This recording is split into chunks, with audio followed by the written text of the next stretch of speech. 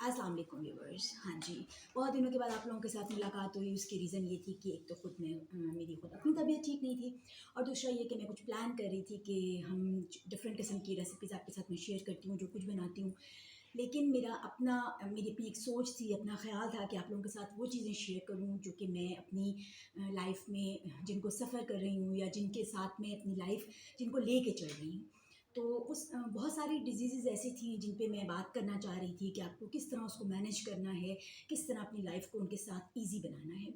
तो सबसे पहले तो स्टार्ट यही करना था कि मैं अपने अपने आप से, अपने इंट्रोडक्शन से स्टार्ट करूँ कि मैं अपनी लाइफ़ में कौन-कौन सी ऐसी प्रॉब्लम्स हैं जिनको फ़ेस कर रही हूँ, और उनको किस तरह अपनी लाइफ़ के साथ मैनेज कर रही हूँ। तो उसमें बहुत सारी ऑटो इम्यून्स डिज़ीज़ थी, जिनमें डायबिटीज़ हो गई, जुवेनाइल डायबिटिक हूँ मैं। इसके अलावा हाइपरटेंसिव, इसके अलावा हाइपोथायरॉयडिज़म, इसके अलावा रीनल प्रॉब्लम्स। तो बहुत सारी ऐसी चीज़ें थी जिन टॉपिक्स को मैंने लिया था, और मैंने कहा था कि मैं आप लोगों के साथ डिस्कस करूँगी। लेकिन उससे पहले मुझे बहुत सारे लोगों ने भी कहा, और चूँकि वेदर भी कुछ इस तरह का चल रहा है, कुछ सीज़न इस तरह का चल रहा है कि फिर एक मेरे बहुत अच्छे फ्रेंड हैं, उन्होंने मुझे कहा कि इस टॉपिक पे बनाओ, लोगों को अवेयरनेस दो। हालाँकि आप सब लोगों को बहुत कुछ पता है, डेफ़िनेटली हर बंदे को पता होता है, और इतना नॉलेज तो सबके पास होता है। लेकिन मेरा अपना ख़्याल ये था कि जो कुछ मैं जानती हूँ, वो मैं आप लोगों के साथ शेयर कर लूँ। तो उसके लिए जो मैंने आज टॉपिक, सबसे पहले जो टॉपिक चूज़ किया है ना, वो डिहाइड्रेशन। अच्छा व्यूवर्स, यहाँ पर मैंने ये स्लाइड भी शो कर दी है आप लोगों के लिए, ताकि आप लोग ये ख़ुद भी पढ़ लें। ये जितनी भी इंफॉर्मेशन है, ये सारी मेडिकल पॉइंट ऑफ व्यू से है, और ये अकॉर्डिंग टू डॉक्टर्स है, ठीक है। मतलब ये जितनी इंफॉर्मेशन लिखी हुई आप लोगों को वीडियो में नज़र आ रही है, जो जो बातें मैंने आप लोगों को वीडियो में ख़ुद से बताई हैं और वीडियो बना के बताया है, वो सारा मैंने इस स्लाइड में शो कर दिया है, ताकि आप लोग ख़ुद भी इसको पढ़ लें, और आप लोगों को इस बात की तसल्ली हो जाए कि जो जो चीज़ें वीडियो में बताई गई हैं, आप लोगों के साथ शेयर की गई हैं, वो मेडिकल पॉइंट ऑफ व्यू से शेयर की गई हैं और अकॉर्डिंग टू डॉक्टर्स की गई हैं। तो यहाँ पे जो जो चीज़ें भी हैं कि how do you cure your dehydration fast, इसके अलावा जो जो चीज़ें बताई गई हैं कि किस तरह आप बेस्ट होम ट्रीटमेंट है डिहाइड्रेशन के लिए, जो जो बेस्ट होम रेमेडीज़ हैं आप किस तरह वो कर सकते हैं। कॉजेज़ बताई हुई हैं कि क्या कॉज होती है जिसकी वजह से आप डिहाइड्रेटेड हो जाते हो। इसके अलावा कौन कौन से फ्रूट्स और वेजिटेबल्स हैं जो आप खा सकते हैं और ले सकते हैं, ताकि आपकी डिहाइड्रेशन कवर हो।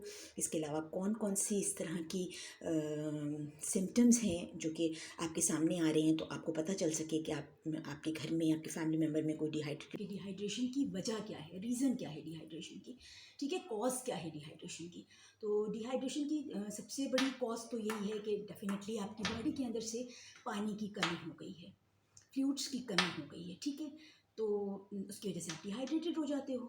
अब उसकी रीज़न्स क्या बनती हैं, कॉजेज़ क्या होती हैं, उस पे हम डिस्कस करेंगे। वो जी, सबसे पहले कुछ पॉइंट्स हैं। पहली बात तो ये कि मौसम आजकल इस तरह का है, पसीना बहुत आता है, स्वेटिंग होती है।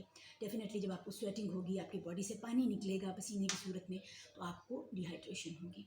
सेकंड नंबर पे आपको डायरिया हो गया है।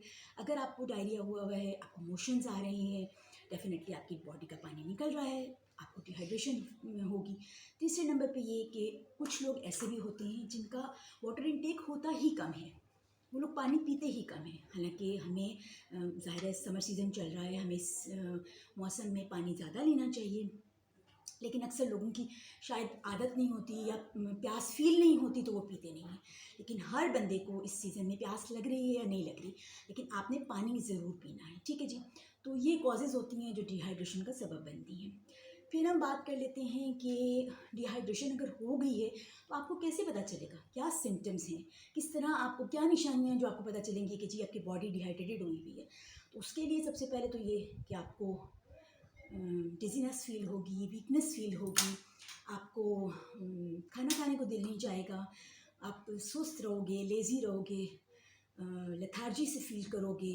और इसके अलावा ये कि आपकी बॉडी जो है बहुत इस टाइप की हो जाएगी कि आप एक्टिव, अपनी सारी जो एक्टिविटीज़ हैं उनको पूरा नहीं कर सकोगे, ठीक है जी। तो उसकी रीज़न ये होती है कि डेफिनेटली आपकी बॉडी के अंदर जो इलेक्ट्रोलाइट्स हैं वो इम्बैलेंस हो जाते हैं जब आपको डिहाइड्रेशन होती है, तो इस वजह से आप डिजीनेस फील करते हो, आप लेज़ी फील करते हो, आपको भूख नहीं ज़्यादा लगती है और सुस्त पड़ा रहना। आप ज़ाहिर है किसी ना किसी को तो हर टाइम में कभी ना कभी इस तरह का प्रॉब्लम फेस करना पड़ा होगा। डेफ़िनेटली आप लोगों को कभी ना कभी डायरिया हुआ होगा, डिहाइड्रेशन हुई होगी। तो आप सब लोगों को पता है कि इंसान की बॉडी किस तरह की हो जाती है, कि ना कोई काम करने को दिल चाह रहा होता है, बस इंसान सुस्त पड़ा रहता है और बॉडी में वीकनेस फील होती है, ताकत नहीं होती है। तो ये साइंस होते हैं। जो सबसे बड़ा साइन जो होता है ना, वो ये भी होता है कि अगर आपकी बॉडी में डिहाइड्रेशन ज़्यादा हो गई है, तो ये आपकी जो स्किन है, जैसे आपने अपनी ये स्किन यूँ करके आपने अपनी जो बंदा आपको फील हो रहा है कि डिहाइड्रेटेड हुआ है, आपने उसकी स्किन को यूँ करके देखना है। उसकी स्किन आपको बहुत क्या कहें इस तरह से कि जैसे अ, अच्छी स्किन नहीं और बिल्कुल डल स्किन इस टाइप की आपकी इस तरह करके पानी की कमी साफ फील होने लगेगी आपको उसकी बॉडी के अंदर। तो ये एक बड़ा साइन होता है। अच्छा, अब हम बात कर लेते हैं कि ये सब कुछ होने के बाद अगर तो खुदा ना खास्ता आपके पेशेंट की हालत इतनी ख़राब है कि आपको उसको घर में ट्रीट नहीं किया जा रहा, या आपका पेशेंट जो है वो कुछ खा पी नहीं उस तरह रहा, तो इमरजेंसी की सूरत में आपको हॉस्पिटल जाना होगा। और हॉस्पिटल जब आप जाएंगे तो वहाँ पे जो है वो आईवी के थ्रू आपको ड्रिप्स लगाई जाएंगी, इंजेक्शन लगाए जाएंगे, और जिस तरह डॉक्टर्स डील करते हैं, डॉक्टर्स ट्रीट करते हैं, फिर आपको इमरजेंसी की सूरत में उस तरह ट्रीट करवाना पड़ेगा पेशेंट को। लेकिन अगर आपका पेशेंट सेंसेस में है, कुछ खा पी रहा है और आप उसको घर में डील कर सकते हैं, तो उसका बेस्ट वे ये है कि आप उसको पानी बहुत ज़्यादा दें।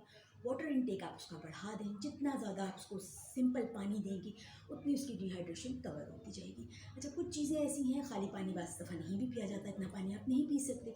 तो वो कौन सी चीज़ें हैं जो आप ले सकते हैं और आप अपनी डिहाइड्रेशन कवर कर सकते हैं? उसके लिए आप जूसेस ले सकते हैं, आप उसके लिए नींबू पानी बनाएं घर में, वो ले सकते हैं। इसके अलावा आप बटर मिल्क ले सकते हैं, जिसको हम लस्सी बोलते हैं। हमारे यहाँ बहुत पी जाती है, हमारे उसमें लोग पसंद भी करते हैं, तो आप लस्सी पिएँ। इसके अलावा आप दही खाएँ और जूसेस जो आपको पसंद है, फ्रेश जूसेस, वो आप जूसेस लें। तो इन चीज़ों के लेने से भी आपकी डिहाइड्रेशन कवर हो जाएगी। ठीक है जी। अच्छा, अब हम बात करते हैं कि कौन से ऐसे फ्रूट्स हैं और कौन से ऐसे वेजिटेबल्स हैं जिनके अंदर पानी की मिकदार ज़्यादा होती है। और जब आप वो खाते हैं, अगर आपको डिहाइड्रेशन हुई हुई है और अगर आप वो खाते हैं, तो उससे क्या होता है कि जी आपकी डिहाइड्रेशन कवर होती है और आप जल्दी रिकवरी की तरफ आते हैं। तो उसमें हम बात कर लेते हैं कि ऐसी कौन सी वेजिटेबल्स हैं और फ्रूट्स हैं जिनका लेना आपके लिए ज़रूरी है। वैसे भी लेना ज़रूरी है, जिनके अंदर बहुत मिनरल्स होते हैं, जिनके अंदर पानी अच्छा होता है। जिसमें सबसे पहले हम बात कर लेते हैं लेमन्स की, उसके बाद हम बात कर लेते हैं स्ट्रॉबेरीज़ की, कुकम्बर की। खीरे बहुत बेस्ट होते हैं, उसके अंदर पानी की मिकदार बहुत ज़्यादा होती है। तो जब आप खीरे खाते हैं तो आपकी बॉडी जो है वो डिहाइड्रेटेड नहीं होती है। ठीक है, पसीना भी जितना निकले, या आप धूप में जा रहे हैं या पानी कम ले रहे हैं, खीरा लेने से एक ये चीज़ कवर हो जाती है। ठीक है जी। उसके बाद हम बात करते हैं कि अगर इन केस आपको ये हो गया है, तो आपने अपने पेशेंट को डील किस तरह करना है, किस तरह ट्रीट करना है। तो या तो आप ऐसा कर लें कि निमकोल का पानी बना के रख लें। ठीक है, नहीं निमकोल बाद दफ़ा ऐसा होता है कि नहीं पेशेंट्स लाइक करते, नहीं लोगों को अच्छा लगता, तो आपने क्या करना है, कहवा बना लें। कहवा भी बेस्ट है, लेमन डाल के आप ग्रीन टी जिसको हम बोलते हैं, आप ग्रीन टी दें अपने पेशेंट को। जो डिहाइड्रेटेड पेशेंट है आपका, उसको आप ग्रीन टी दे सकते हैं, उसको आप बटर मिल्क दे सकते हैं, लस्सी जिसको बोलते हैं। इसके अलावा आप दही का इस्तेमाल ज़्यादा कर दें, घर में आप ट्रीट करें। ठीक है जी। और इसके अलावा एक बात ये कि बात हम कर रहे थे कि अगर किसी बच्चे को हो जाता है, अमूमन बच्चों को डायरिया हो जाता है, डायरिया के बाद बहुत सीवियर किस्म की डिहाइड्रेशन हो जाती है, और बच्चे तो बता भी नहीं सकते ना, और ख़ुद इस तरह अपनी केयर भी नहीं कर सकते। तो हमें क्या करना है, हम बड़ों को घर में जो हम बड़े होते हैं, हमें क्या करना है कि हमें बच्चों को पानी बहुत देना है। बच्चों के लिए सबसे बेस्ट है कि आप निमकोल मंगवा लें। ठीक है, ORS मंगवा लें, निमकोल मंगवा लें। और बहुत छोटे बच्चे हैं तो आप फीटर में कहवा भी दे सकते हैं उनको। तो आपने इस तरह अपने बच्चों की केयर करनी है। ठीक है जी। फिर हम बात करते हैं जिस उस पे हम आएंगे, जिस पॉइंट पे अब हम आएंगे, वो ये है कि समटाइम्स ऐसा होता है कि कुछ पेशेंट्स होते हैं जिनको पहले से कुछ डिजीज़ होती हैं, लाइक उनको किडनीज की बीमारी है, कोई इस तरह की कोई रीनल का इशू है उनके साथ, या उनके साथ कोई और प्रॉब्लम है, कोई ऑटो इम्यून डिजीज़ है, या उनको शुगर है। तो इस चीज़ में बहुत ख्याल रखना पड़ता है कि समटाइम्स ये होता है कि अगर आपको डिहाइड्रेशन हो जाए, तो शुगर का पेशेंट जो होता है उसकी शुगर फ़ौरन लो हो जाती है। वो हाइपो में चला जाता है, हाइपोग्लाइसीमिया हो जाता है उसको, यानी कि उसका शुगर लेवल बहुत हद तक नीचे चला जाता है। तो उसके लिए आपने ये केयर करनी है कि आपने शुगर को भी साथ साथ चेक करना है। अगर वो बंदा डिहाइड्रेटेड हुआ है तो आपने साथ साथ उसके शुगर लेवल्स भी चेक करने हैं। आपने देखना है कि उसके शुगर लेवल्स कितने हैं और आपने किस तरह उसको ट्रीट करना है। ठीक है जी। इस तरह अगर कोई रीनल पेशेंट है तो डेफिनेटली जब उसको डिहाइड्रेशन होगी तो उसको एडिमा भी होगा, उसकी बॉडी के ऊपर भी सूजन आ जाएगी। एडिमा जैसे सूज जाना, आपके पाँव सूज जाते हैं। आप लोगों ने अक्सर देखा भी होगा कि जो रीनल पेशेंट्स होते हैं उनकी बॉडी पर, उनके पैरों पर एडिमा हुआ होता है, उनकी आइज़ के नीचे पफ़ी आइज़ हुई होती हैं। जब वो सुबह सो के उठते हैं तो उनकी आइज़ पफ़ी हुई होती है, मतलब सूजन आई होती है उनकी आइज़ के नीचे, और उनके पैरों के ऊपर सूजन आई हुई होती है, जिसको वरम भी बोलते हैं। तो बेसिकली वो एडिमा होता है। और वो होता क्यों है कि जब आप डिहाइड्रेटेड होते हो तब भी आप पे वो स्वेलिंग आ जाती है। अच्छा, अगर आपका रीनल फंक्शन ठीक नहीं चल रहा है, ज़ाहिर है जब आप डिहाइड्रेटेड होगे तो आपकी बॉडी के सारे इलेक्ट्रोलाइट्स जो हैं वो इम्बैलेंस हो जाएंगे। जब इम्बैलेंस हो जाएंगे तो किडनी पेशेंट ऑटोमेटिकली उसकी किडनीज उस तरह वर्किंग नहीं करेंगी जिस तरह नेचुरली करनी चाहिए या जिस तरह प्रॉपर करनी चाहिए, उस तरह नहीं करेंगी। तो जब प्रॉपर वर्किंग नहीं होगी तो जाहिर बात है कि आपकी बॉडी के ऊपर कोई ना कोई उसका इफेक्ट होगा, तो वो सूजन की सूरत में आ जाता है। तो किडनी पेशेंट को भी अपना बहुत ख्याल रखना है, पानी अपने हिसाब से पीना है। अगर कोई रीनल पेशेंट मेडिसिन पे है, अपनी दवाइयाँ ले रहा है तो उसको रेगुलर लेना है, उसको स्किप नहीं करना है और अपना बहुत ख्याल रखना है। इसके अलावा पोटेशियम लेवल जो है वो भी बहुत गिर जाता है अगर इलेक्ट्रोलाइट सारे ही इम्बैलेंस हो जाते हैं आपकी बॉडी के। अगर आप डिहाइड्रेटेड हो जाओ या आपको डायरिया हो जाए और उस सूरत में आपके जिस्म से पानी सारा ख़त्म हो जाए, तो उस सूरत में आपको पोटेशियम इंटेकिंग करनी चाहिए। आपको केला सबसे बेस्ट होता है कि आप केला खाएं। तो छोटी सी वीडियो थी ये जिसमें हमने बात की कॉजेज़ के बारे में, क्या रीज़न्स होती हैं, क्या कॉजेज़ होती हैं डिहाइड्रेशन की, और अगर डिहाइड्रेशन हो जाए तो आप किस तरह पहचानोगे, क्या सिम्टम्स होते हैं कि जिससे आपको पता चल सके कि जी आप खुद या आपके घर का कोई भी फैमिली मेम्बर जो है वो इस प्रॉब्लम से गुजर रहा है, किस तरह आपको पता चलेगा। इसके साथ हमने इस चीज़ पे थोड़ी सी डिस्कस की कि हमें कौन सी डाइट ऐसी लेनी चाहिए, हमें कौन से फ्रूट्स लेने चाहिए, हमें कौन सी ऐसी वेजिटेबल्स लेनी चाहिए जिनसे हमारी बॉडी ठीक रहे, हमारे इलेक्ट्रोलाइट्स जो इम्बैलेंस हुए हैं वो ठीक रहें, हमें वीकनेस फील ना हो। इन सब पे हमने बात की। इसके अलावा हमने जो मेन जो रीज़न थी इसकी बनाने की, वो यही थी कि बहुत सारे लोग ऐसे होते हैं जिनको मैं ये नहीं कहूँगी कि पता नहीं होता, पता सबको होता है, लेकिन बस हम थोड़े से अपने आप को निगलेक्ट करते हैं, हम उस तरह केयर नहीं करते अपनी। तो बेशक डिहाइड्रेशन हो या ना हो, लेकिन चूँकि मौसम इस तरह का चल रहा है, सीज़न इस तरह का चल रहा है, तो हमें अपना ख्याल रखना है, हमें वाटर इनटेकिंग ज़्यादा करनी है, हमें जूसेस लेने हैं। अच्छा, जो लोग ज़्यादा जूसेस लाइक नहीं करते या शुगर पेशेंट्स भी होते हैं, ज़्यादा वो जूसेस उस तरह नहीं ले सकते हैं, तो सिंपल वो कॉफ़ी भी ले सकते हैं, वो चाय भी ले सकते हैं। वैसे हमारे यहाँ तो इतनी गर्मी होती है, कॉफ़ी नहीं सूट करती, लेकिन कभी कभी आप कॉफ़ी ले लें, आप चाय ले लें। वैसे भी कहते हैं कि 1 cup of tea is equal to 7 glass of water. तो आप चाय ले लें, इसके अलावा आप लस्सी का इस्तेमाल कर लें, आप दही अपनी डाइट में ज़्यादा रखें, और ऐसी वेजिटेबल्स और फ्रूट्स लें जिनसे आपकी बॉडी में से पानी की कमी ना हो सके।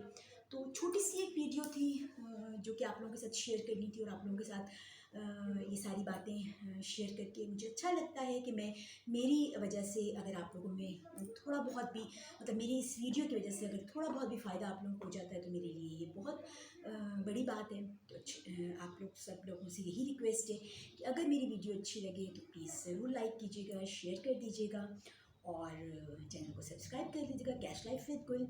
और आई होप कि आप लोगों को मेरी वीडियो अच्छी लगी होगी। आप लोगों के रिस्पॉन्स से मुझे पता चलेगा, आप लोगों के कमेंट्स से मुझे पता चलेगा कि आप लोगों को वीडियो अच्छी लगी कि नहीं लगी। अपना बहुत ख्याल रखिएगा, अपने फैमिली मेम्बर्स का, अपने प्यारों का ख्याल रखिएगा, मुझे दुआओं में याद रखिएगा। अल्लाह हाफिज़।